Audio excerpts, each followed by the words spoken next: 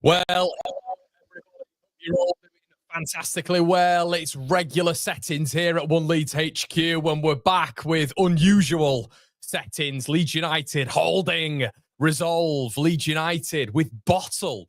Leeds United not being the ones who've lost the last three towards the back end of the season. Leeds United not coming back in that game week and fumbling against Blackburn and Sunderland and having a almost replication of that this time round in the same game week. Leeds United have got 6 points out of 6 in the same game week as we also flopped against Blackburn and Sunderland last year. Is that an omen? Prodigy settings, everybody. Welcome one, welcome all. Make sure you're slapping a like on the video. As always, it really helps us out here.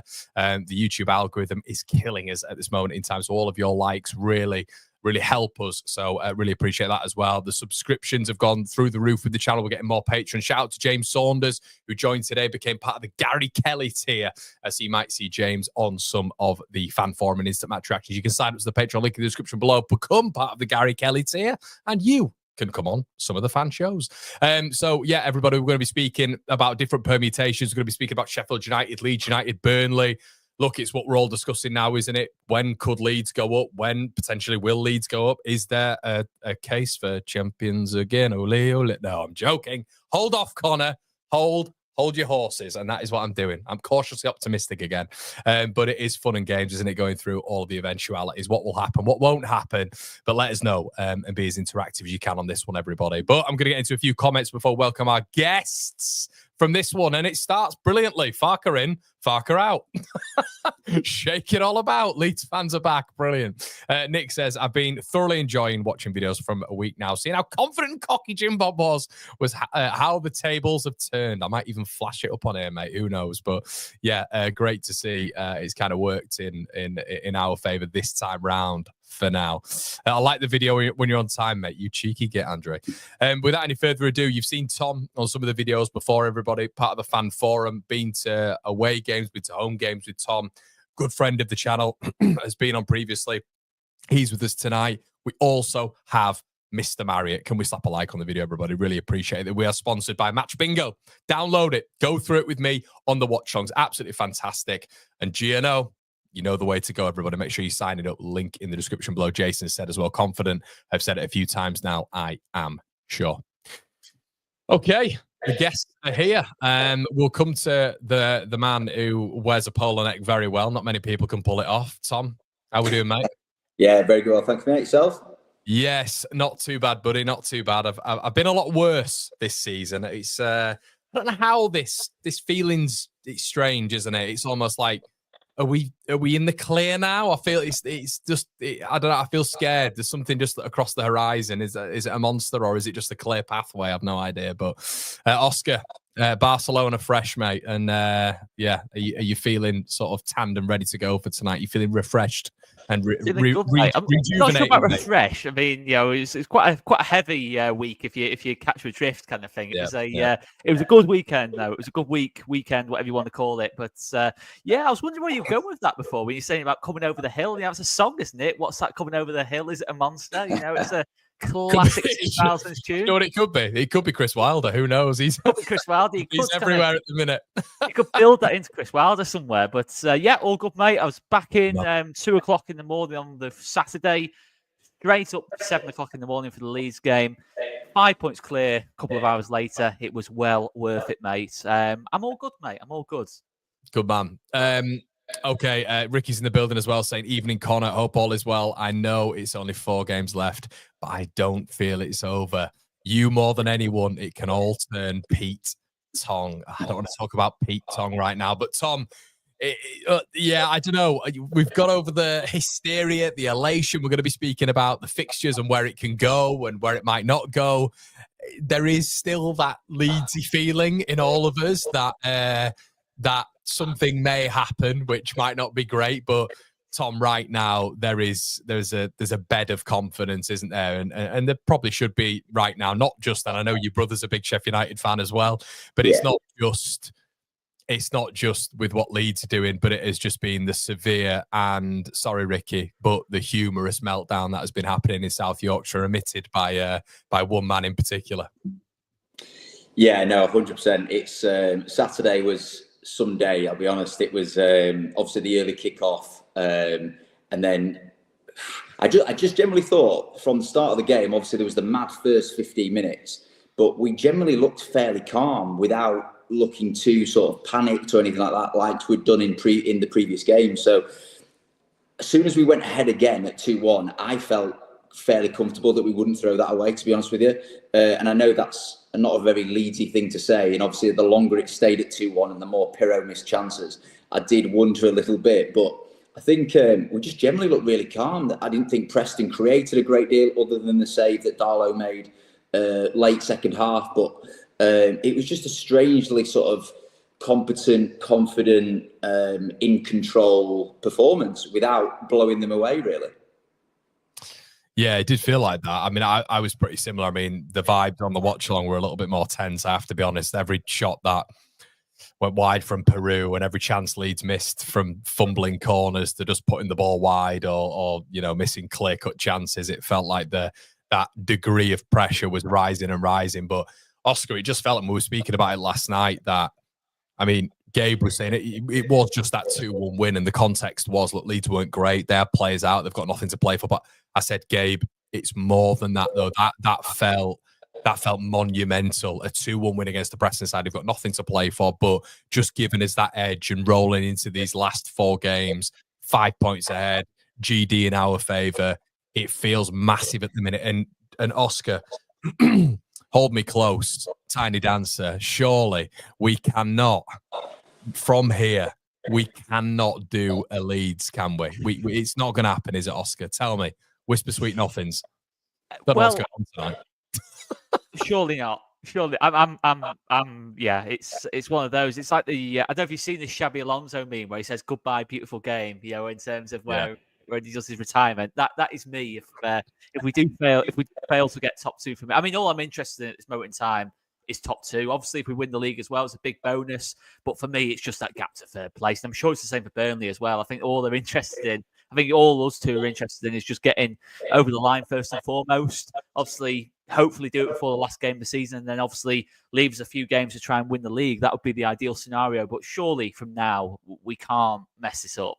I know we messed it up in 2019. I think we're 3 points clear with 4 to go in 2019. But 5 points is a big difference. I know it's only 2 points, but it is a big difference. It's an extra game where Sheffield United have got to catch us up on, and they've got to play Burnley as well. They've got such a difficult game away at Burnley. Realistically now, even if we do mess up a little bit over the next 2, they probably are going to have to go and do something at Burnley. So it's still a lot of pressure. So we've got to get this over the line. It's as simple as that. If we don't get over the line, it's unthinkable. It is unthinkable. But as Tom said, it was huge on Saturday. Not just because of the Sheffield United result, the fact that Preston had got it back to 1-1 so quickly. The manner of the goal as well was disappointing from our point of view. I thought Junior Firpo, it was pretty poor defending from Junior, to be honest. I thought he just let Kesler Hayden in too easily. But of course, Kesler Hayden still has a lot to do. Nothing really Darlow can do about it. But to be honest, I thought it was a good performance. I think in the context, I think we have played better this season, don't get me wrong. But I think in the context of the last couple of weeks, I think it's the best we've played probably 6-7 weeks, I'd say. He's certainly going back to Sheffield United away game, really, since we've put together sort of a 45, sort of 60-minute spell like that. Of course, there was some kind of like dodgy moments. I think that was always going to be the case. I think really the last couple of games we have gone back to the basics, in terms of we are trying to keep things as simple as possible. And to be honest with you, with the quality we've got, that is the way to go, I think, with this team. I don't think we need to overcomplicate things. I think as long as you've got a decent balance about you, I really do believe we can still get this over the line, and hopefully before the last game of the season as well. But I mean, the quality of the goals was good as well. Obviously, great individual goal off Solomon, brilliant movement from Bogle for the second goal, and I think Bogle, he's just been incredible second half of the season. I think it genuinely a big shout for player of the season as well, Jayden Bogle. But the signs are good. Listen, this league can change so quickly. We've seen it with Sheffield United, so I'm not going to get too carried away. Always expect the unexpected at this level. That is one thing to say. But we're in a very similar position now to where we were in 2020. In terms of 2019, we had a decent lead. 2020, we had a massive lead, and we got it over the line. This time around again, we've got a massive lead. I think this Easter weekend is going to be critical. I think it really will be decided in this Easter weekend. I know it's kind of a cliche, but I really do genuinely think by the time we come on to game week 45 or 2 games to go, whichever way you want to put it, I think it will be pretty clear what's going to happen. I thought for a period this would go down to the last game of the season. It might do on one of the spots, but I don't think it'll be 2 out of 3 on the last game of the season. I think one will hopefully pull away, and hopefully it will be ourselves. But I need to put some pressure on as well. Look, we'll get a general overview as well. Tom, I'm just going to occasionally mute your mic, mate. It's just a little bit of reverb. Don't worry, I'm not muting you for your normally shocking takes. But it feels big, mate, this weekend, as Oscar said. Do you see it sort of been wrapped up by Monday, or do you think it's? I mean, we're talking Monday after the Burnley game. I've got this absolutely, sort of odd feeling right now that because we're in almost pole position right now, that you might see maybe Sheffield United pulling up a shock at Turf Moor, but surely that goes against everything. But I guess you've got to prepare yourself for all possibilities, haven't you? And it would be so Leeds for Sheffield United to remain in it until that Plymouth game, wouldn't it, Tom? Yeah, 100%. I think the way we have performed the last 2 games is Borough, really gritty performance, really sort of put bodies on the line to get over the line there. I know it should have been a lot more convincing than it was if it weren't for the useless officials. However, the gritty performance, I think, is just something that we've been missing in those previous 4 or 5 games. And I generally think we've probably not performed as well. And I know it's probably a low bar, but the Borough game was a start to go where we just started to sort of tick again a little bit. I think the Sheffield United game, obviously we had that really good last 10 minutes, but I think the Borough game is where we really sort of started to sort of kick on and think, yes, we're going to be gritty, we're going to get over the line here. And then just really comfortable Saturday. But I think going into this weekend, the only sort of concern for me is the timings of the games. I think the fact Burnley play first, they then can regain top spot. You then go to 5:30, the Sheffield United game, they win, and then it goes down to 2 points, and then all eyes are on us then at 8 o'clock against Oxford away. Just the really lower league stadia just throws the jitters up me a little bit. The fact that they don't have one standing one behind one of the goals and you can see the car park, that scares me in itself. I just think it's just got like sort of cup tie sort of thing written all over it. But I just think the way that we've shown up these last 2 games is just going to be, even if we have to be really gritty again. Tom, do you genuinely believe that? Are you giving me very worried vibes at the minute? I'm just cautious. I just think the way we got so over exaggerated of ourselves after the Sheffield United game. That never happened. No, definitely didn't. My brother's convinced it's done now. He's like, yeah, you'll win the league, and I think the worry in it, Tom. That's the worry. They all think it's done. That's the worry. That's the worry. Exactly that. Yeah, and I think if we win at Oxford, it's done. Genuinely done, because they don't win. I don't think they beat Burnley. Burnley haven't lost at home since September, is it? Something like that. Yeah. Crazy stat. So they're not going to concede any more than 1 goal, I would say. I'm not sure Sheffield United are good enough as well. I agree. Win. Got a 0-0 all over it, that one for me. That Burnley. I don't think Burnley will be too close. I know they've had a bit of a. I completely understand that they've not, been great the last 3, but Sheffield United, probably aside from Coventry in the last 10, we've not been expert in our, we know this in our last six-ish games, and we can't rewrite history there. I can't be revisionist, but Sheffield United haven't been great in the last sort of 10 games-ish. So it just feels maybe their luck is on the other side now. And I've mentioned this before. I mentioned this on Battle Lines. I said, look, there is potential that it could go the other way. Some of these, they've won 15 games by 1 goal. That could be seen. That could be seen as unbelievable, and a lot of people would say, that's it could be tactical impetus. It could be the right energy at different phases of the game. Perfect team talks. There's so many different factors that can be attributed to it. But ultimately, I think the big thing there is the fact that it can go the other way. It can go the other way, and I think maybe they've seen the rough part of that over the last 3 games. Obviously, been beaten by, I think it's a goal in every single game, isn't it? If that's correct. So yeah, I don't know if they're good enough, in my opinion, Tom, to go to Burnley and win. I think they could get a draw. I'm not sure they're good enough. I could be wrong, but sorry, Tom, I came to you, mate. Oh, sorry. Yeah. No, I agree. I think the fact that Sheffield United have, what really sort of baffled me with Wilder's team selection was that he didn't bring Tyrese Campbell on until like 7 minutes to go, I noticed, at the weekend. Played Tom Cannon, who I was absolutely delighted they took for 10 million quid, who I think is absolutely poverty, I'll be honest. 10 million pounds for him is woeful. So the fact that he started the game sort of filled me with confidence when they started against Plymouth anyway. But he's more than happy just to make sort of 5-6 changes just off the cuff and expect it all sort of to gel together. And they were just miles off it. Obviously, Raksaki scored the good goal to start off with. But I think the longer that stayed at 1-0, the longer I felt Plymouth would just get at least one opportunity. And with that calamity they've got at the back in the captain, is it Robinson? He's our Melier, isn't he, in terms of that team? Absolute calamity. And as long as he's on the pitch, I think generally the opposition have a chance. Should have been sent off, shouldn't he? That first one when they went through should have been sent off.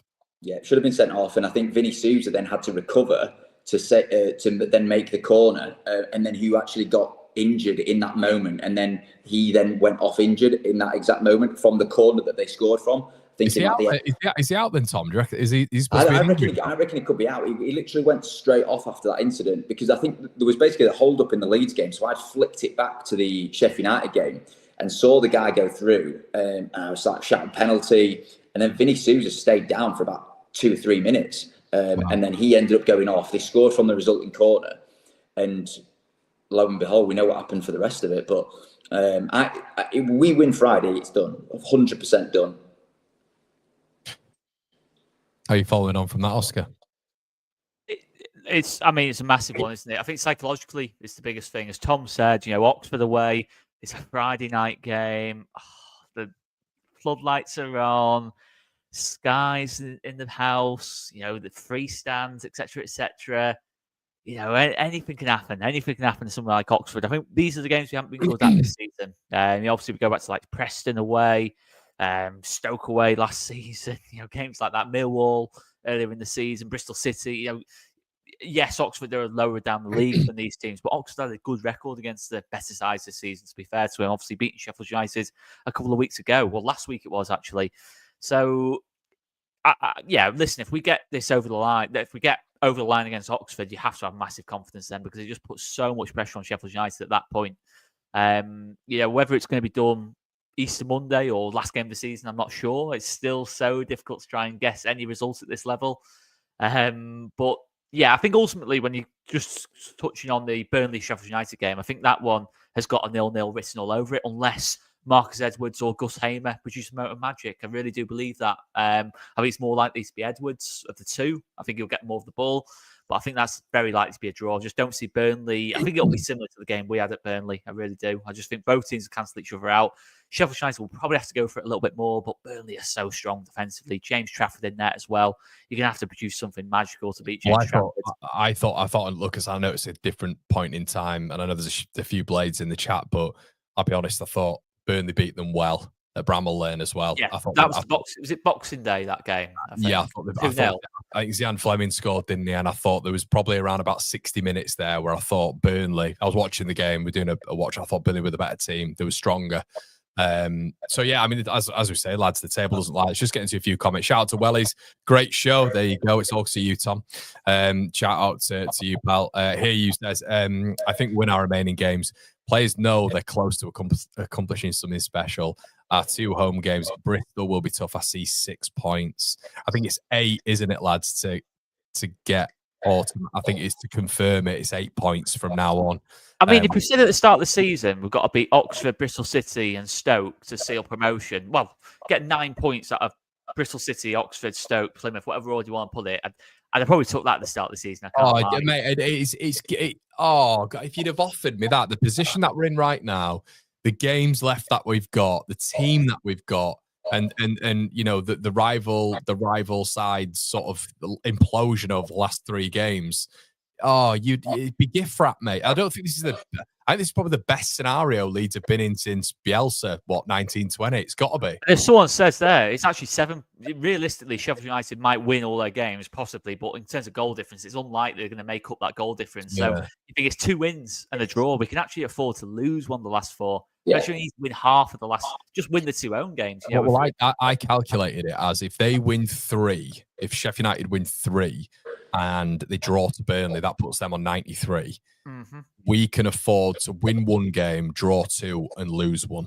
Obviously, we're 5 points ahead, and we've got a better goal difference. That takes, if they win 3 and draw 1, that takes them from 83 to 93. Leeds then have to pick up effectively 5 points in the next. And if we need to stumble over the line, we will stumble over that line. So I think it almost scares me a little bit if the other teams start dropping points as well, that we'll start relaxing a bit too much. And we've seen this kind of before. But no, listen, in this position, it'd be madness if we don't go up from this position. I think the quality of the team we've got, the difference Darlow's brought to the whole back line as well, it just seems so much more calm, and just it doesn't feel like every single time a team goes on the attack that we're going to either concede a big chance, or it's not even just so much Darlow's goalkeeping, it's actual leadership. I've really saw it in the second half, watching from the south stand.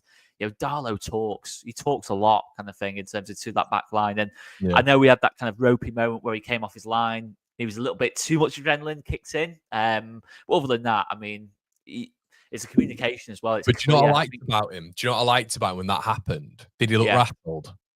All I saw immediately, the camera panned on him, and you could tell they were absolutely loving it. It's like, oh, here we go, another Leeds goalkeeper getting it wrong, Weidveld-esque, going all the way back. I think the steady ones we've had in net on occasion have been Rob Green and Lonergan over the past 10 years, but you could tell they were almost panning on it, really.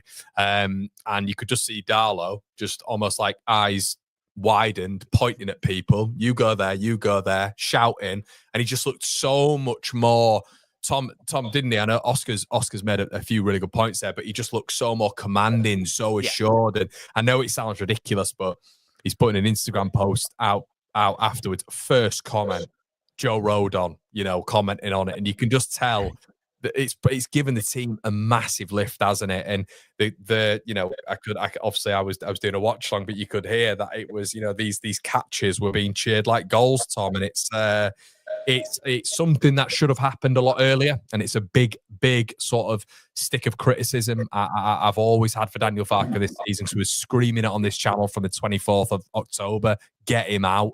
Darlow can't be that bad. Welsh international and performing at international level, on that front as well. He's done it now, and it's, even though we felt it was too late, it's kind of worked, thank God, in our favour. But how much better is it, Tom? Just having someone between the sticks and touch wood, he's not going to make any more or any mistakes, and to be said, clear cut ones anyway. But he's brought a real assurance and calmness to this team, hasn't he? I mean, I'm with you in terms of, I genuinely think Parag made this decision, not Farke. 100%. In my mind, it's Parag that's made this decision after the calamity against Swansea. I genuinely think he stormed in and gone, right, he needs to get out of that net right now, or it's either Meslier or Farke. Genuinely, at that point, I think Parag's had probably a big say in that. But I just think when Darlow actually came back in, he's come straight off the back of 90 minutes and decent performances for Wales. I think if he comes in cold, having not played probably since the cup game against Millwall at home, it's probably maybe a little bit of a different story. The fact that he's had 2 solid games, playing behind Rodon for those 2 international games as well, he's come straight in, confidence is high. I think Wales probably got a couple of positive results maybe in those 2 games, I think, as well. Yeah. So he's come really positively in. The claims that he's making, my word, our standard is low when we are cheering the claims that he makes, but just the assurances. They weren't easy claims that he were actually making from the corners. He was generally they were catching the ball and falling back kind of thing. They weren't the easiest of claims. And every time the ball came in, I just felt assured that, rather than thinking, God, I hope Pascal or Rodon heads this away because we don't want this anywhere near Meslier, he just looked really assured. And I'll tell you one thing that bugs me when Meslier was in goal: the amount of times he flips from left foot to right foot, pretending to pass to Pascal, pretending to pass to Rodon, and then sort of faking it. Darlow just plays it out instantly. the throw-in immediately straight out to, I think it was Solomon against Luton, actually. Really quick throw that got us on the counter. Just that sort of incisive thinking, I think, has just changed the mindset. And having somebody behind you that's as solid as Darlow is, and everyone was saying, well, he can't be that good. He didn't look great against Millwall. But he's playing behind a makeshift team, essentially, that had Gilavogi at centre-back and that had all sorts of different players in different positions that day. I think I would have changed. I know you'd have probably changed him after the Sunderland game, but for me, I was sort of willing to accept that freak of nature that happened against Sunderland. Not accept it, but okay, these things happen. But it was the Hull game that threw me. The two that he caused against Hull just sent me over the edge, and it had to have happened then. But it's happened, and I genuinely think it's probably saved our season. Yeah, I agree. Yeah, I think there's a lot of people talking about the Prague thing. I think with what Tom said there, from my perspective, I think there'd have been a bit of a stern conversation. It wouldn't have been Prague. I don't think say, look, you have to do this, but I think there'll have definitely been a conversation. People I know who were down there at the weekend were just talking about how visibly distressed Prague was after that Swansea game, apparently a little bit more than normal. And I just think there'll have been a little bit of a conversation there, like players have conversations, owners and managers do have conversations as well. And we know Prague and Farke are extremely close. Prague wouldn't have had the decision, of course, but I think there can be pressure applied and it doesn't directly have to be, you have to do this. But I think, especially with him offering him a goalkeeper in January and that sort of pressure with Farke turning around and saying no, I think, I'm not 100% sure we'd have seen Melee out, but I could be wrong. I could be wrong there. It's just it's strange how that would have been the decision at that point when there's been so many occasions before. But I guess we'll never know. Oscar, you got any thoughts? Yeah, I mean, I personally think it was Farke's decision. I think at every club, owners and managers always talk. There's no question about that. There's probably other players as well that maybe other parts of the football club would prefer to Farke, and Farke prefers other parts of the football club to. That kind of thing. The Ramazani and Solomon debate that's kind of gone on all season. Perot and Joseph. There's so many kind of debates all season in that kind of regard. But I don't know. I personally think it was Farke's call. I would be amazed if it wasn't Farke's call. I think he has made some bold calls. Over his time at the club. Remember obviously when he dropped Perot out of the team. Obviously. Going into the second half of last season, and Bamford went in there for sort of the second half of the season. Perot was the big £10 million signing and was having a good season at that point. So, Farke has made big calls in the past. I personally think it was Farke's call. I think obviously it's made a big difference. There's no question about that, and that's the main thing. Obviously Luton, nothing Darla can do about the goal, but I thought straight away in that game, a couple of set pieces coming into the box at 1-0. Had it gone into 2-0 at that point, it could have been very nervy. Obviously, the crowd gets up, and Middlesbrough, probably Darlow's standout game, really, that Borough game. And as Tom said, it is the basics in a lot of areas. I think it's kind of minimum requirements so far off Darlow. Of course, he has made some good saves as well.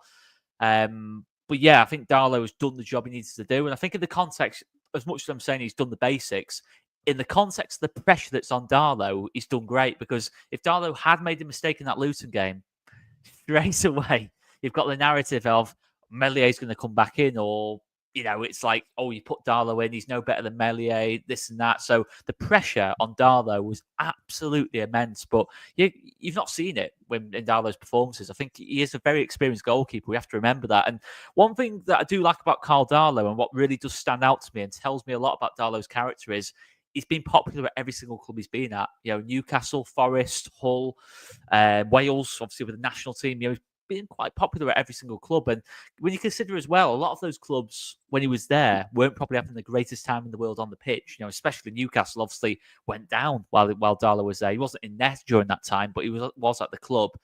That does tell me a lot, that in terms of Darlow has been pretty popular at each club and performed well at each club as well. It has to be said. Hull were... You have to remember, Hull were pretty big fans of his. he played a big part in them staying up the year before he came to our place. So yeah, I'm buzzing for him really, because obviously it's not been easy for him. He has had to really be extremely patient, and credit to Carl Darlow as well. He's not pushed to leave the club. At his age, you probably do need first team opportunities. And to be fair to him, he's stuck around the place. He's only really had League Cup or FA Cup games to go off. He has made mistakes in those games as well. Obviously, Salford away, last season, Millwall in the Cup. He has made mistakes in those games. So it's great to see him get a run of games. And I think Darlow is one of those players, a bit like Patrick Bamford. He needs a run of games to really judge him. I think if you just play him sporadically, once every 2 months, I just don't think it's going to get the best out of him. I think he's a confidence goalkeeper. I think when you do get a run of games, you build a confidence with your back line. You know what your back line's going to do. You've got your range in terms of playing the ball out the back and that lot. And having said that, what I like about Darlow as well is Tom's mentioned it as well in terms of his distribution. It's the speed. He's just so much quicker in terms of his decision making. He's not scared to make the calls, and not so much Melier was scared, but he was reluctant at times, to play the more difficult passes. And Darlow's not scared to pump it long. And I tell you what, when Dan James is back on the pitch, it's a big opportunity that you play a long ball over the top. Dan James running onto it, or Patrick Bamford attacking it, it gives us a lot of different opportunities. I've said it all season. Obviously we do like to try and play out the back exclusively, but you've seen Man City in the last couple of years with Haaland in the team. They've resorted at times to Edison going long a lot. I think Edison's got 4 assists this season. That's unthinkable for a Pep team, that a goalkeeper who can pump the ball long. So there's a lot of different ways to play football, and I just think for us we've become a lot more multi-dimensional. Is that the right word? Multi-dimensional, is that a word? Multifaceted, maybe. Multifaceted, yeah. I was thinking one-dimensional. Yeah, it's. Thank you for that, Connor. Thank you. You saved me from the embarrassment there. Multifaceted. But that's it. You don't have to just play one way. So the fact that Darlow can just launch it and is willing to do it and good at doing that as well is massive. And just the confidence it gave that crowd, and it's something that you can't even just put into points or numbers.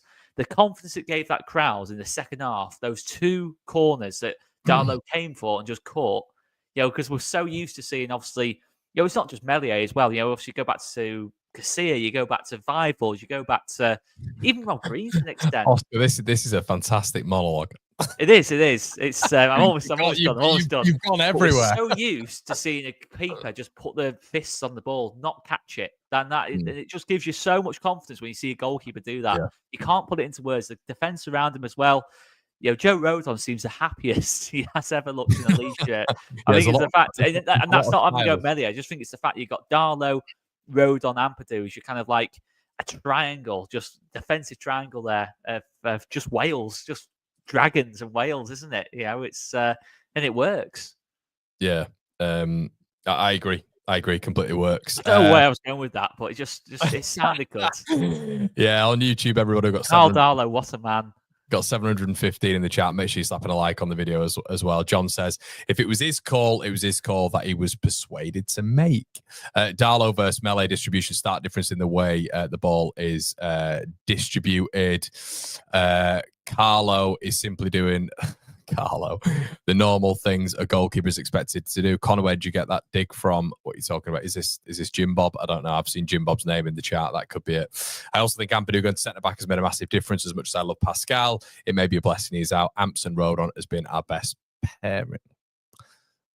Interesting. I'm not sure I'd agree. I'm not sure on that one. But I think, to be fair, Ampadu has been great when he's gone back into. I think he was having a bit of a dodgy spell before Pascal came back into the team, but at centre back. But I think, to be fair, since he's gone back in there, he's not had easy games to play either. Luton, Borough and Preston. It's not exactly the easiest games in the world, particularly that Borough away game. So fair play to him. And Gruev as well needs a shout out, by the way, because Gruev's come in, he's just given solid performances. Maybe. I think the good thing about him is his positional awareness is very good. I think the good thing about Gruev is he's very limited, I feel, as a midfielder. But when you get in the likes of Firpo, in particular, because it's on that left-hand side, him just covering in that left pocket anytime Firpo's going forward, and you can even see it in build-up, can't you? When he's that build-up on that left-hand side, Tom, and you can see Firpo almost playing left wing at that point, and Gruev just fits in. Almost Leeds build up in a 3, don't they? Gruev gets into that left back build up phase, and then you just almost see Bogle and Firpo bombing on, and he's probably the best positionally because of body orientation, because of his shape, because he's able to go on that that open body stance with his left foot, and he can be that. Do you know what I love about Gruev? He's the most predictable footballer ever with where he's passing it. There is no disguise on where he's passed that. In fact, he's very controlled in where he puts it, and he doesn't get dispossessed a lot. His accuracy is very decent, but he just, someone who moves their body to exactly where it's going, and it's like if there was someone at least 2 or 3 yards closer, they're intercepting that every single time. But he's decent on the ball, and in the build up, it seems to facilitate the likes of Firpo, doesn't it, Tom, getting forward and being effective on that side. Sorry, mate. I'm sure. Sorry, mate. No, I agree. There's no chance of you getting a no-look pass from Gruev ever, is there? He literally shapes exactly where it's going. I do think he's got a bit of a ping on him as well. He switched the play the odd sort of time, but I do agree. It's fills in at the left centre back as if you're playing with a back 3. Firpo bombs on. You obviously got Bogle on the other side, and it's almost predictive every time. And I know we were saying it at the Sheffield United game. He was doing a lot of that in that game, and he was just but he wasn't doing it very well. He was sort of hiding a little bit, and just sort of, he didn't really want it in that game. But I think his introduction with Rothwell's absence has probably just shored us up a little bit, I think, in that midfield, just in terms of allowing, and I think Tanaka's probably had Tanaka's had some poor performances, I think, over the last. I think Gruev was better than him at the weekend. I think he was better. Yeah, I agree, and I think I think having that sort of sitter, if you like, out of the two just allows Tanaka a little bit more freedom.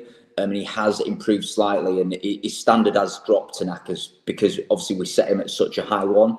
When he first came into the team, he was literally the one that controlled the tempo, controlled where we went with the ball and whatnot. But I think with Gruev in there and Tanaka, I do like that sort of the pivot that they do there kind of thing, because Tanaka does it, but more from the right side. But yeah, I think just having those options in midfield is ideal, because I think if Gruev was out as well, and we were then having to rely on Gilavogi in there, having seen him in the couple of cup games, I mean, he's obviously a fantastic guy for the dressing room and seems like a really wholesome fella. And I think he's just doing a lot off the pitch with the young lads and sort of mentally trying to drive them through these last sort of this last running period, really. And I think his presence is invaluable. But I just bouncing on to somebody else as well, I think he's made some really good cameos. I think Schmidt's been really good when he's come on. I think he got a little bit longer at Borough, didn't he? I'm just trying to think in which game he got longest in. It's probably the Borough game. But probably Borough won it. I just think even when he's played in those cup games, I just think he's looked really assured. He looks confident on the ball, whether he's on the left or he's on the right. He's got a good touch. He's tidy.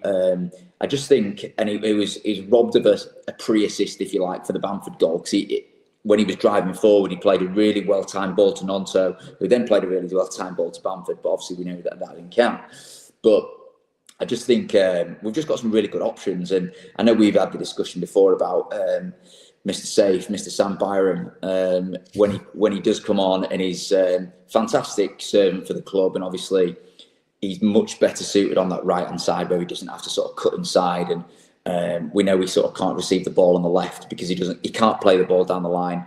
But just Schmidt looks both-footed as well. He doesn't seem to. He seems to receive.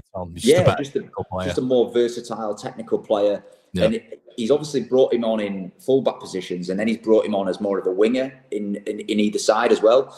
So I just think he's sort of. I think he's paying for being patient as well. I think he's going to get some good opportunities in these last 4 games as well. So I think he's proven that he can actually trust him as well. And obviously he'd come from the back of 2. I think he played 90 minutes and then like a 30 minutes for Switzerland, where he got heaps of praise, and then struggled to get a kick of the ball other than a cup game for Leeds. So really nice to see that he's come in, and we're sort of seeing a few different faces, albeit it's not Ramazani. But I don't think we'll probably see him for the end of the season, if I'm quite honest. What Ramazani? I don't want to go down this route again because we are the one Ramazani fan channel. Thank you. Serious T. What?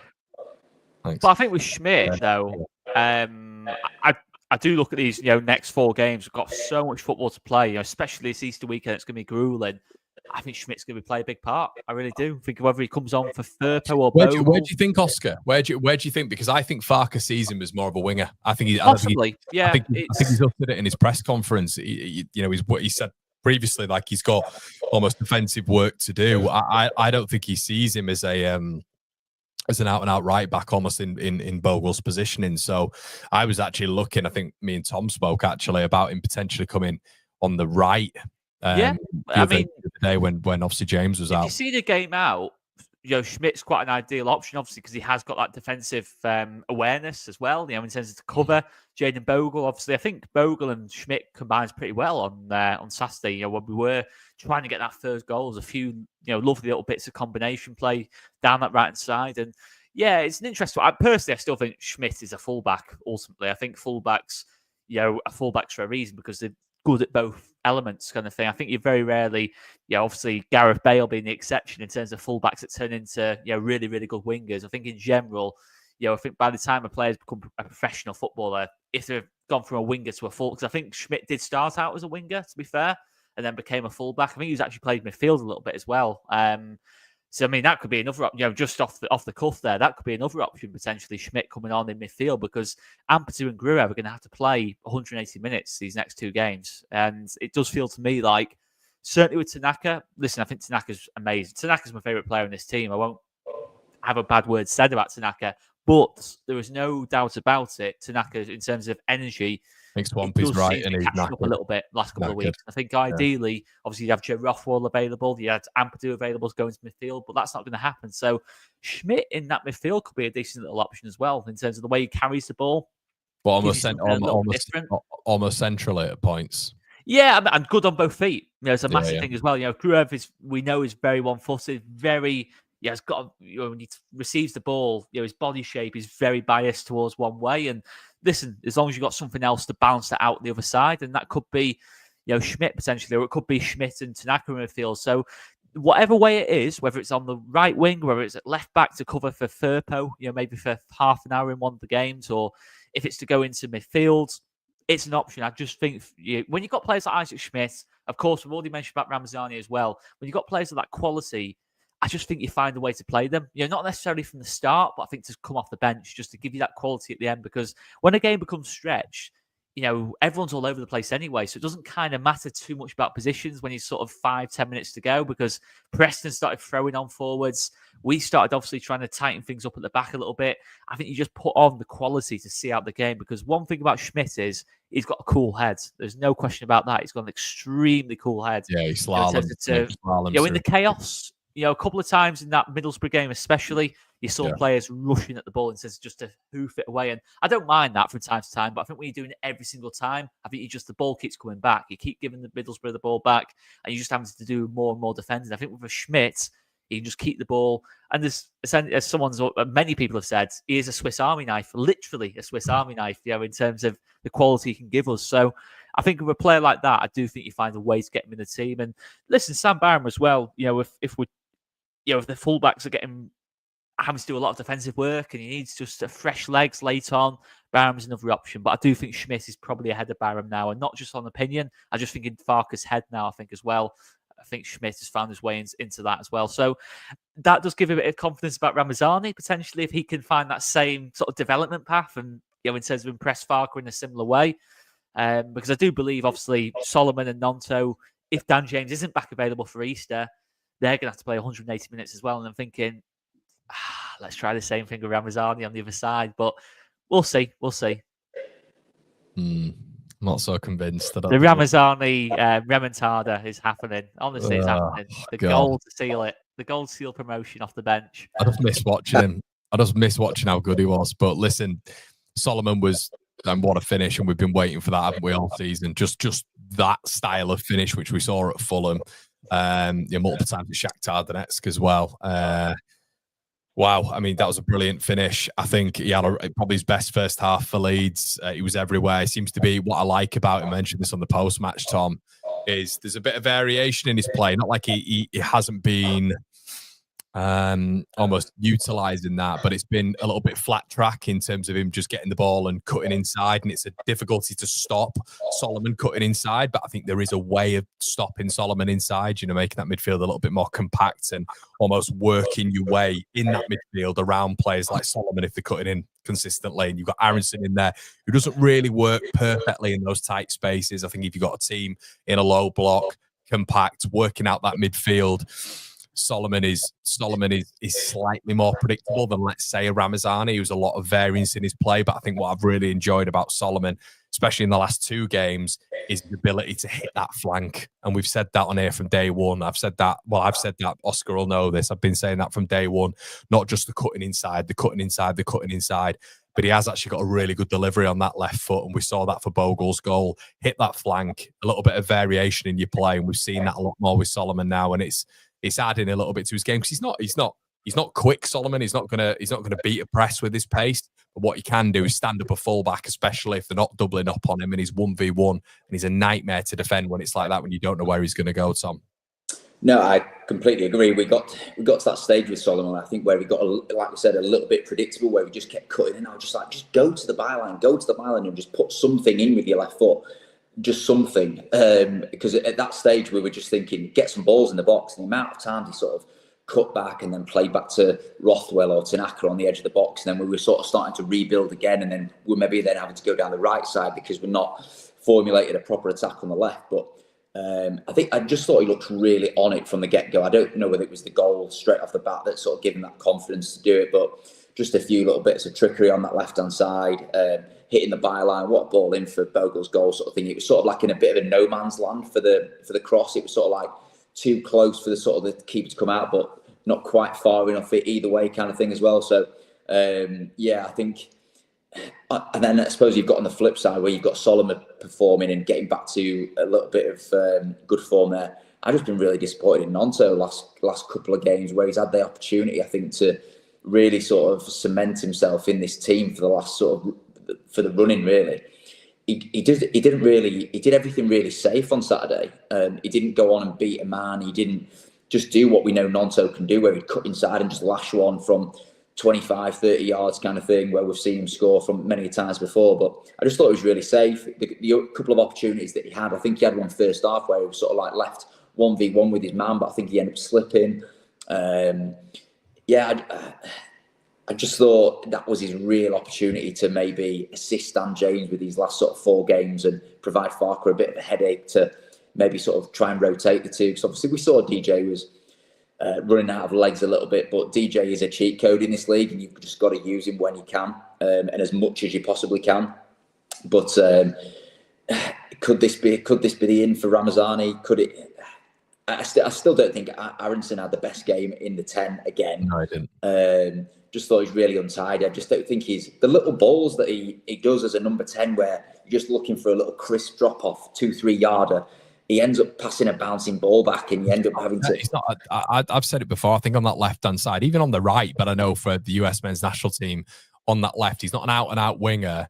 He's more of an inside winger, but he's got more space, and I think he's got a little bit of an injection of speed. He's not a bad ball carrier when he's in space, but I just don't think his attributes. It's why consistently throughout the season, and me and Oscar have spoken about, your Ramazani's, Solomon, Nonto in the 10 when it's tight space. You want your more technical players, and your more technical players, especially with low center of gravity and better balance, they can work. The decision making's quicker.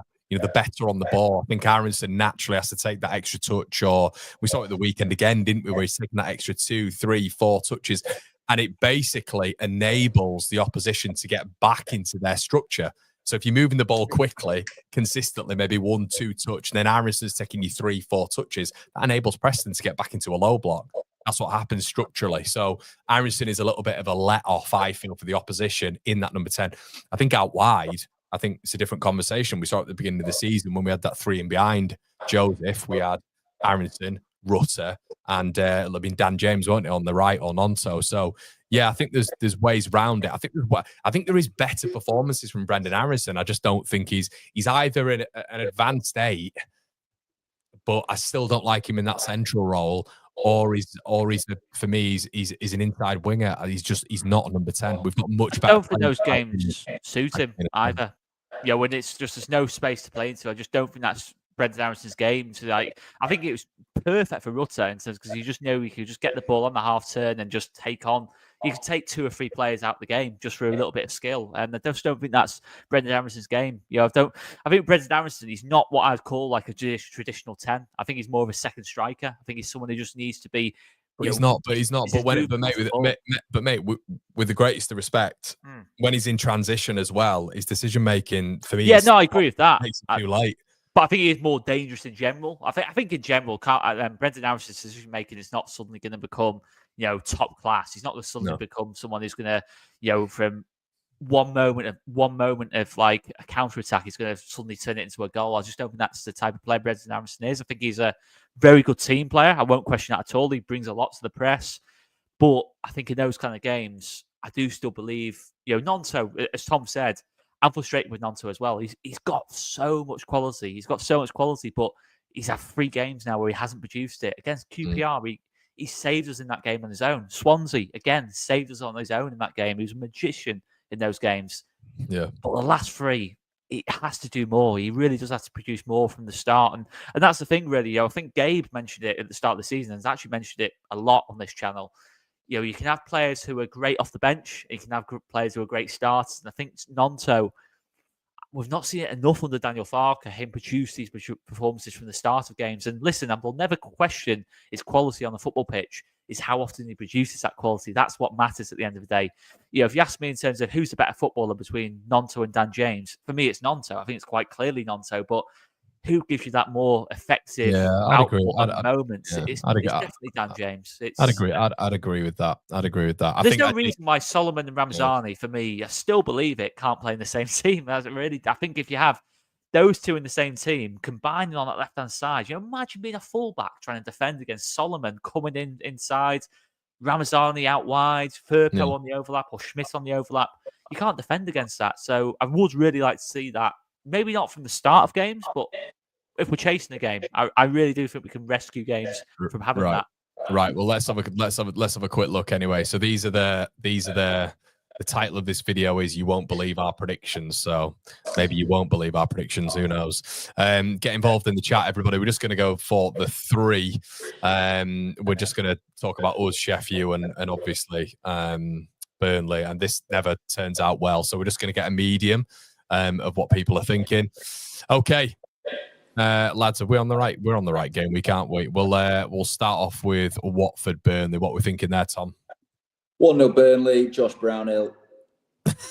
Yeah, I think a while ago, Oscar, I thought maybe this is something Watford could do, but with their loss at West Bromwich Albion, it feels like their season's pretty much done, isn't it? It needs to Chap McCanty magic out of nothing, but it's 1-0. It's a 1-0 Burnley job, that, isn't it? Yes. It stinks of it, doesn't it?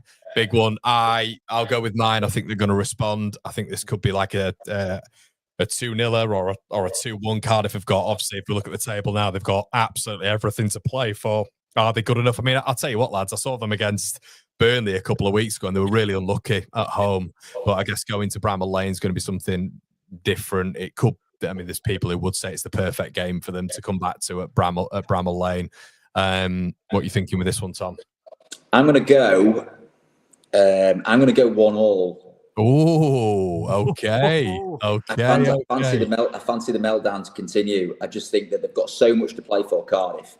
And I think coming back into the full Bramall Lane, the fans will be edgy, the fans will be annoyed, the fans will be annoyed with Wilder. I think Cardiff could do a job. Genuinely, I think they could do a job. Wow. Oscar, your trade of thought for that one? I could see it, but I just think Michael Cooper's going to produce a really good performance. I can see it being a game where Cardiff have a lot of chances and Sheffield United are extremely nervy kind of thing, trying to play out the back and things like that. 1-0 Sheffield United job. That's it, Tom. You've been outvoted, mate. We're gonna have to go with the 1-0. All right, Oxford, Leeds. Everybody, let us know in the chat as well. I don't know what my head's telling me here. My head's telling me 1-1. My heart's telling me 3-1 Leeds. So why not? Let's go with my heart. I'm going to go 3-1 Leeds. What are you thinking, Tom? 0-2. Don't think we concede. Brilliant. Oscar, confident? The most horrible, horrific 1-0 win you'll ever see. Kind of thing. Right. It will be like, do you remember Barnsley 2020 at Ellen Road? Yes. Oh, It'll be that. And I'll Tell you take it. now. I'll take it. And everyone in the chat's going close as well. Look at all the predictions. Not one person has said a goal. Cameron Brannigan in swingers causing chaos. It'll be, but Carl Darlow stands tall. 1-0 lead. Tall. Man of the match performers from Darlow. Okay, we'll go with a 1-0 leads in that one. Right, we calculate that. The end of the game week, Leeds stay top. 91, 86. Okay, only 2 in this one to go at. Leeds, Stoke City. I would say for this one, another tight. Let's get some comments as well. 2-0 Leeds. 1-1 says Bobby. Terry says 2-0 Leeds Oxford. I'm gonna go for a 1-0 Leeds win here. Tom? I'm gonna go 1-0 as well. I do think it'll be tight. 2-0, 3-1, 3-0. 3-0 says hear you. 2-0 says drum. What are you thinking, Oscar? I've been outvoted. I'd have gone 2-1, but 1-0. Yeah, I can see it. It'd be a 1-goal job, I reckon. Good start, though, for Leeds. That's 2 wins in 2, which we know what that means as we go to Turf Moor on the evening game. Oh, God. What am I? I mean, if I'm to give Sheffield United a little bit, I think they could take the lead here and then Burnley will peg them back in the second half. I think this is going to be a 1-1. Tom? I think it'll be all or nothing for them. I think they will literally have to come out the traps at this point. I think if the scores go as we've predicted they go here, I think they're going to have to fly out the traps. But I do agree with Oscar. I think it's just got 0-0 all over it. I think Burnley will frustrate them because they can afford to. I just think it'll be a horrible 0-0 draw. A lot of people, apart from Swampy, Traps is Wilder gets sent off. A lot of people saying 1-0 Burnley. A lot of all the chats going. I think Arthur's got the complete wrong fixture there. He's gone Cardiff 1, Wilder 1. So what are we going for then, lads? Are we going for a draw or a win, Burnley, or a Sheffield United win? What we're going for? Yeah, I agree with Tom. I just think it's a 0-0. I think it'll be similar to the game we had at Turf Moor. I think Sheffield United will have a lot of the ball. They'll be pushing like mad to win it, but I just think Burnley are too good at the back. James Trafford, if he needs to save some Gus Hamer power drivers, he will do. Yeah, okay. Interesting. So we move into the next week. That's got Leeds on 94, Burnley 92, Sheffield United 87. It's all looking good, boys. Stoke, Sheffield United. Stoke right at the bottom. Can they? Obviously, they beat. Who did they beat? Was it Cardiff 1-0 at the weekend in a massive result? Not that much to play for. Obviously, Leeds playing them as well in this period of time. But I think Sheffield United go here and win 2-0. What do you reckon, Tom? Well, at this point, if it's gone like we've said, we're up, aren't we? I think so, yeah. Yes, we're up. We're up as it stands. I think there. So effectively, we're calling Leeds United to be up on Monday night. Yes. Right. So Easter Monday, Leeds go up. Oscar, sticking with that. Yeah, I have always thought. Right, I'll give you a prediction now. I think we'll be. If you're pushing me, I think we'll be up before we kick off against Bristol City. That's all I'll say. I think there'll be a mistake from one of the two at some point in that spell. Before we kick off on the Monday night, though, against Bristol City. Yes. I think we'll be up before we kick a ball if things go to plan against Bristol City. Okay. I just think there might be a mistake there somewhere from Sheffield United or Burnley in these games, but I think Sheffield United will win at Stoke. I definitely think that. Yeah, agreed. But by this point, by the time we're in game week 45, we don't even care at this point. To Oscar, it's done. They can't catch us. Just feels too comfortable, that. It just doesn't feel like we're going to do that. It just doesn't feel like we're going to do it. It just feels like they're going to have to make a mistake somewhere. So effectively, if Leeds win the next 2 and they draw at Turf Moor and we had them winning against Cardiff, so that's 4 points out the next 6. If Leeds win their next 2, Leeds are up on Monday night. And as long as we win, Tom, that's mathematical as well. There's no way Sheffield United can claw that back. It Leeds are up on Monday night. It is. And as long as we go up while we're on the football pitch, that's what I want. I want us to see it. I want us to have it at that moment at Ellen Road, and I want us to have it on Easter Monday, because we had it last time when we weren't even allowed in the ground, but we had it when Huddersfield were playing West Brom, weren't we, last time, when Emile Smith-Rowe scored the winner. And obviously we didn't get to experience that joy at all. So I just hope it's on our terms. We've won the game, and then we can celebrate afterwards. Well, Ian, we're doing this thing again as well, everyone. Caution everyone, not over until... No, I know, Ian. It's a prediction show, mate. You need to nail your colours to the mast, everybody. I just can't see it. There's none of this. There's none of this. Oh, keep calm. Okay. If you don't think we go up on this date, get it in the chat. This is a predictions debrief. We've got 4 games left, for goodness sake. You can't. I'm not having any of this, Ian. I'm calling you out, my Welsh friend. This needs to be when you need to tell me in exactly when it's going to happen, if it's going to happen, mate. But I mean, it just feels too easy. Us being up this time next week, it just doesn't feel like. Right, okay, right. I'll tell you what. Then what we'll do is we'll go back and we'll make it tougher. How about that? Just to make Oscar feel better. There's got to be a deflection somewhere for one of these games. Well, I'll tell you what. I'll tell you what. Then do you want to give Oxford a draw? You don't have to. You can't backtrack now. yeah, Oscar, we can't look at you in, mate. To go wrong somewhere. We have to keep it realistic, lads.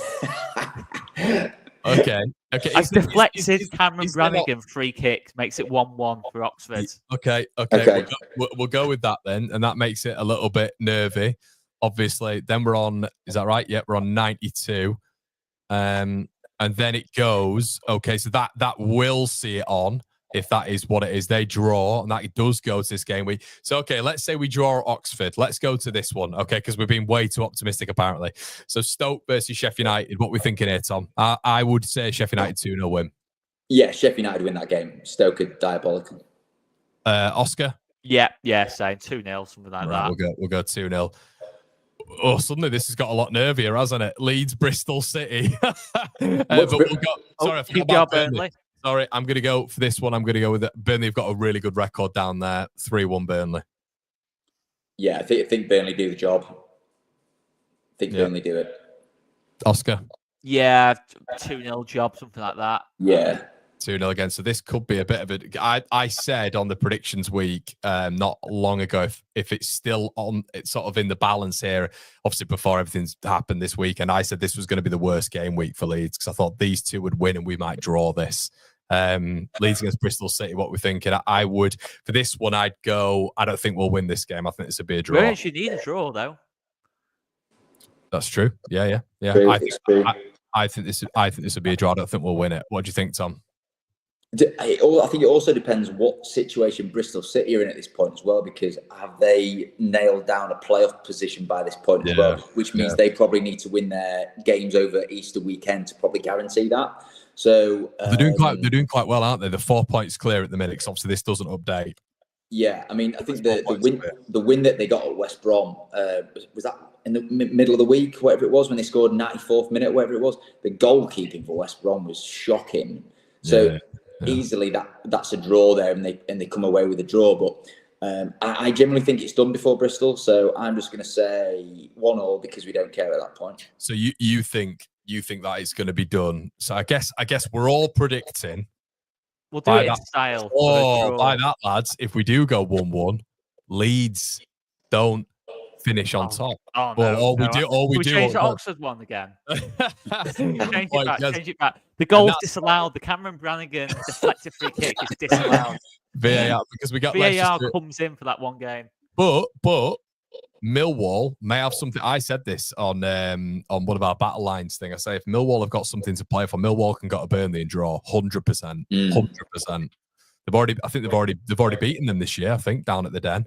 Or they've drawn with them. They've drawn them down. Burnley will have been drinking as well because they were the seal promotion. You've got to factor that in late on in the season. So if Leeds, they'll be partying for 2 or 3 days. So if this was 0-0, right, and then Leeds were to win 2-1 at Plymouth, and then Sheffield United are going to beat Blackburn, aren't they? Blackburn are tripe. So if that was to be the case, Leeds would win the league on goal difference. I mean, that's fair. So where do you think? Right, okay. Well, let's be honest then. Everyone in the chat as well. Everyone in the chat, let us know. When do you? So looking at that, so it makes you feel a little bit better looking at that, doesn't it? Because it feels all the different permutations. Leeds have we've just got ourselves into such a good spot right now. Such a good spot that I can't see us losing to Oxford, to be honest. I can't see that happening.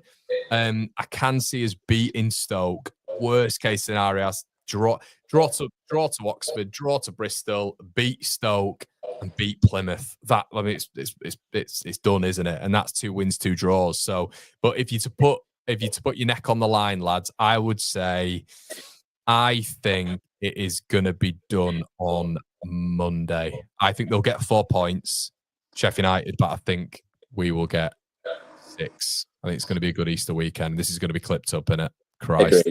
Agreed. But I suppose you've just got to say how you see it. And I generally think that our mindset and everything has changed these last 2 games. I mean, I tell you what, that Raw, by the way, there's a clip right on. There's a Preston fan YouTube video that he put up at the weekend, and he focuses on the moment that Leeds fans hear that Plymouth have scored the winner. Oh, I've seen that. The Raw, oh my God, it's literally goosebumps. And I just think everything is just sort of like proper geared us up from that motivation to say we are so close now. Let's see it through. And I generally think we do it. It's interesting. Cozy, it's interesting. Oh, he says, "Oh dear." He said what Jim Bob said about Plymouth. I didn't say 3-0 win, mate. I said 2-1 win. That's a little bit more humility indulged, but. For the people, honestly, for the people who maybe are saying, when we say Easter Monday, for the people who are in the chat and maybe, what do you actually think? Even the cautiously optics, I know I've got a lot on this channel, fair play. It's what I've promoted on this channel, which is probably my fault. But all of you naysayers, which I'm probably part of as well, so is Tom and Oscar at points. I think I'm the biggest one here because I just don't feel we're going to get promoted on Monday. I think we'll get promoted. I know what you mean. I hate saying this because, as Tom mentioned before, I think it's going to be like a Huddersfield West Brom job again. I really do. I think we're going to get promoted on the Saturday 26th, I reckon. I feel like that's going to be the day. I feel like one of the two is going to make a mistake. And what would that mean? We won't need to kick a ball against Bristol City. Essentially. So what's that fixture? So we've got to because we got to a stage that so you don't think we'll win the next 2 then? You fickle git. That's true. Which means we either lose and draw because lose or draw both. Because that maths didn't work. That didn't work for you, Oscar, because you were like the game afterwards and we were 7 points clear at that stage. But it can't happen. I know logic says it has to happen, but it won't. It just doesn't feel like that. It feels like we'll go up on Easter Monday then. We're going to go up either way. I do believe that. Is that where we're genuinely at now? I guess that's the overarching point, isn't it? Do you genuinely think it?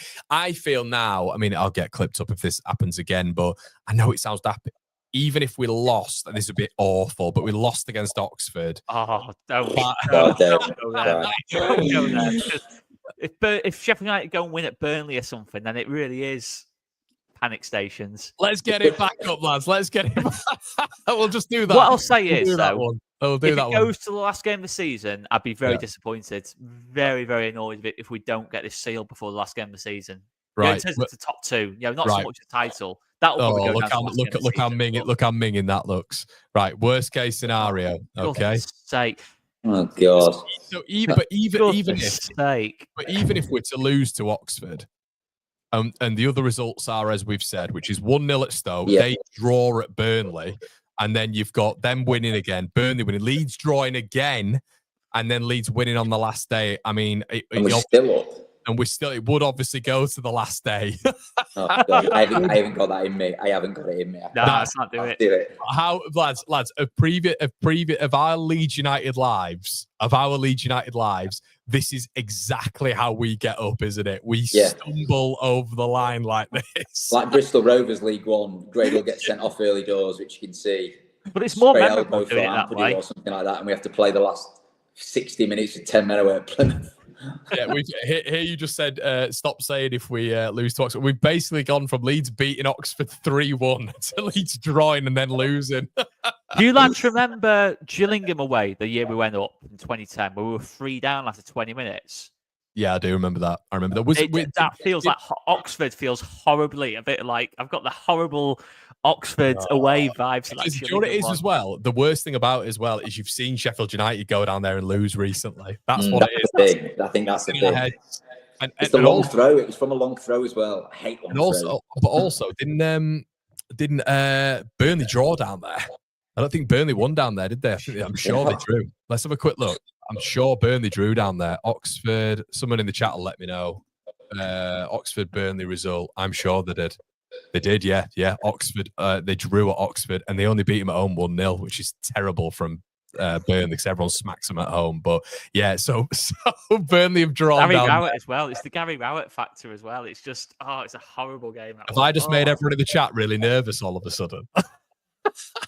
Mate, we lose on Friday, and all my Easter plans are ruined all weekend. Oh God, yeah. I don't think. I think worst case scenario for us. I think we draw. I think worst. I think so as well. I agree. What do you think, Oscar? That'd be a bit nervy though. You're going to put the poison. They're not bad though, are they? They're not bad at home. They've got a decent home record. Connor, Dino's knowing it's getting worse. This we were so optimistic, and now it's suddenly. We're talking about the playoffs in a minute. Yeah. Right. Rye says, "What about this one? We lose 4, Blades lose 4, and we're up." That is true. What do you, on the line? You think it's going to be Tom? You're going Easter Monday. I'm Easter Monday still, regardless of this depressive last 5 minutes that was just had. I am still going Easter Monday. I just think the mindset is there. I am fully backing us to get the job done Easter Monday. Yeah. Daniel's right. Just end the stream. Oscar, you're going with end of the season vibes. No. We went to Oxford Saturday 26th. No, but we went Oxford. Yeah, but I don't think that maths is right. So you must have us losing or drawing with these 2 games. I'm not going to comment where I have us not winning, but I think they'll make a mistake as well. Right. Okay. Brilliant. Okay, I'll go Easter Monday. It needs to happen on Easter Monday. We can't be called negative on this channel. Not again. I can't be doing with it going another week. No. Easy. Come on. We've said it. We'll do it with 2 games to go either way. How about that? Yeah, before we kick the ball against Bristol City, if we're not up, I would be quite disappointed, to be honest. Agreed. Do I somehow is there any way if I do the watch long and then go down to Leeds and book a hotel, does that happen on Monday night, or what? How does that work? Should I do that? Should I not do that? I think the scenes are going to be, if we do get promoted, it's going to be Plymouth after Plymouth in Leeds. Do you reckon? That's where it's going to be, like Millennium Square? Yeah, I would say so. Yeah, and obviously it just depends on whether we win the league or not in terms of a trophy lift or whatever it is. But I mean, I'm not. Oh God, it's killing me talking about some sort of celebrations. We sound arrogant, don't we? Arrogantly, yeah, a little bit. 5 points clear and goal difference with 4 left, and we're arrogant gits. Connor, booking.com, free cancellation Sunday. Yeah, exactly. Oh, dearie me. Yeah, Rye's made a good point there, because I've got a wedding. Can you believe this? I've got a wedding in Reading, and it's not yours, is it? I don't know. I'm just telling her in a month's time. I've got a wedding in Reading, and I agreed to it under the premise that Leeds would already be promoted. But as Rye said, I'm not sure if we won it, would we be given the trophy at Plymouth? Yeah, I think we would. Yeah, we would, because we wouldn't win it because Burnley would be too close, wouldn't they? Until the end. Yeah, he'd have to go to the last game. They normally have it like in a helicopter, and then they fly the helicopter in between the grounds. Normally, I don't know why. But with your earphones, mate, I can imagine you driving that helicopter. LEFC 65 says Leeds been Leeds the income, but I don't know what that means, mate. Does that mean LEFC? You do know what it means, though. I do, yeah. I'm just trying to not put it in the ether. But does that mean that? Do you think we'll? I don't know. Lose 2 or 3, mate? What do you reckon? Oh God. I don't think we do. Yeah, we need to get off here, don't we? It's been too long. Guys, we're going to leave it there. Thank you so much. Leeds are apparently going up on Easter Monday, according to Tom and Oscar. I'm being very reserved and not putting my colours to the mast because I'm the reasonable Leeds fan. These two are just deluded and way too optimistic. I love the fact when Burnley went ahead on that prediction thing, you took over then at that point and said, right, we're putting this score for this game. You asked me and Tom, you said, right, we're going to win at Plymouth. Burnley Millwall, that's a draw, that. Do you think we're going to win at Plymouth? What, win the title at Plymouth? No, do you think we'll beat Plymouth on the last day of the season? I think it depends what position they're in as well. What Plymouth are doing, to be honest. Because I think, to be honest, even looking at it, I mean, the main thing in this league is top two. I mean, obviously, you want to win the league as well, but I think the incentive to win the league compared to the incentive to stay in the league, I think, is. God, it's only Monday. It's only Monday. We've got another 4 days to wait, and Friday's going to be torture. It's going to be absolutely torture. Right. You see them results going in against us as well, and it's getting all suddenly a bit nervy. Imagine what it's going to be like on Friday down night. To 2 points, etc., etc. And then you'll be thinking, oh no, it's not going to be decided on Easter Monday. All I can say is come for the watch along. I'm going to be, I don't know, I'm going to have some some ketamine before I start or something. Get a Valium. We're saying this while we're 5 points clear as well, lads. It's the thing. It's not even 1 point clear. We're actually this nervous, 5 points clear. We're not built for these, aren't we, Leeds United? We're not built for Technically 6. I'm still calling it 6. You got a goal difference of 6. Yeah, this is why like it felt all so great, like being so negative over the last week when it was all going wrong. It was like not great, but it was like, oh, it's normality. We're back here again. It's like, oh, this is familiar. Right, everybody. Hope you've enjoyed the stream. Please make sure you like it before you leave. Shout out to Tom and Oscar who've joined us for this one. We've got a stream tomorrow night with a special guest. I'm sure you'll enjoy it. So make sure you slap a like on the video. Keep the notification bell switched on. And we will see you in a bit, everybody. Please make sure you like the video before you leave as well, as I've mentioned. Check out Match Bingo, GNO, and the Job Match Group. Link in the description below, everybody. See you in a bit. Cheers.